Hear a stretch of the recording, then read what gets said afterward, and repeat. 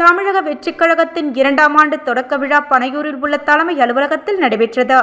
தமிழக அரசியல் களத்தில் இன்றோடு ஓராண்டு நிறைவு செய்திருக்கிறது. விஜய் தலைமையிலான தமிழக வெற்றிக் கழகம் ஓராண்டு நிறைவுற்ற நிலையில் தவேகா தொண்டர்களுக்கு கடிதம் எழுதிய விஜய் 1967 தமிழக அரசியலில் ஆகப்பெரும் அதிர்வுடன் ஒருபெரும் மாற்றம் தொடங்கியது. அதன் பின்னர் 1977 மீண்டும் ஓர் அரசியல் அதிர்வு ஏற்பட்டது.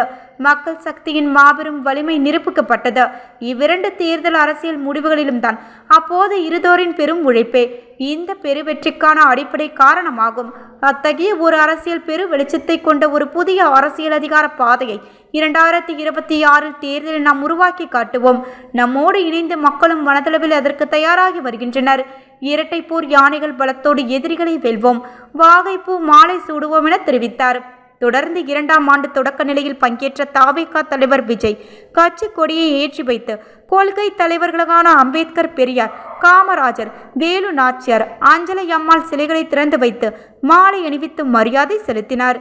இதையடுத்து 5ஆம் கட்டமாக மாவட்ட பொறுப்பாளர்களான பதவிகள் அறிவிக்கப்பட உள்ளது.